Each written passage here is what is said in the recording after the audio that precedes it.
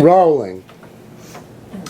Although Isabel is a charming and fun person in and of herself, many people keep on her good side because of her years directing the preschool. Sometimes at a Tuesday night needlework session, as 7 or 8 women sit about the table knitting or crocheting, the post will be lying open to a photo of, for instance, a former big stone gaffer, now a famous cardiovascular surgeon living in New York City, winning some national research award at the American Medical Association's annual meeting. Isabel will glance at the photo and say, "Oh, I remember little Jimmy. He used to pick his nose and eat it. A doctor now? My goodness." Hope he washes his hands. Of course, did you have Singer Nancy Griffith is right. Everybody does die famous in a small town. Isabel had the idea for a needlework night at her bookstore. It will offer women with like interests the chance to get together and talk, relax, enjoy each other's company, Drink she wine. suggested. We were all for it. The needlework night started monthly, but proved so popular they went weekly in their 2nd year. Isabel at the helm, sending newsletters chock full of patterns, yarn management tips and related activities. She also ensures a steady supply of dark chocolate at the gatherings. It's been a while, I'm sorry. Needlework nights are akin to having car tyres aligned, songs testosterone. They keep us running right as we check attitudes and adjust balances amid the quasi-spiritual atmosphere of a feminine companionship. That sort of implies a correction afterward. I'm not Regular sure that's ebb and flow.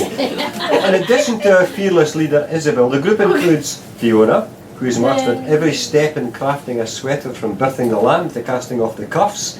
Bless her heart. And she once copped to knowing how to artificially inseminate ewes. Ewes? No, hers. Oh, hers. Elizabeth, forbidden to tell any more stories about women in the ER with needles through their sternums because they knitted in a moving car. And Becky, our first barrel full of last professional cleaning lady and world's sweetest soul. Aww. Bless her heart. He's that precious. Along with these stalwarts of the bookstore's inception, Needlework Night attracted Lynn, a lifelong Big Stone Gap resident who now winters in Florida and summers at the old homestead. Traitor. Used to be sweet. Lynn, in her 80s and a cancer survivor, showed up at one of our Dog Summer Sundays, a jam session for mountain dog summer players, and inspired us all. She became such a regular at the shop that she sometimes staffs it when Jack and I go on short holidays. Which reminds me. Am I allowed to say holidays in America? Holidays, you're allowed to say Okay. holidays, yeah. Part of the fun is never knowing what dynamic will be operating on any given night. Ha. For instance, if Joan and Asha attend, we all try to behave ourselves because they are such dignified ladies. But the problem is that Isabel and I together really don't retain dignity. It slides right through our not in public filters and runs out our sensible low-heeled pumps. Well, once we get started, well, it is an all-female group. So an hour rarely passes without someone uttering the word penis. Oh yeah. Or calling down curses not normally heard from the mouths of steel magnolias of the mountain variety, at least not in public. And while we never outright told men they couldn't be part of needlework nights, Did we ever? when a husband pulled his chair up to the table one evening, the girls, without a word of look passing between us, began telling childbearing stories. I remember it.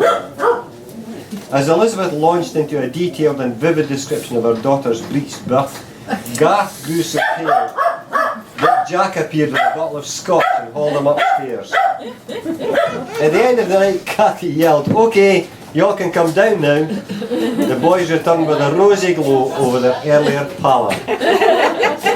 Garth often came back to keep Jack company after that, but he never bellied up to the yarn bar again. Okay, so you do that last part again?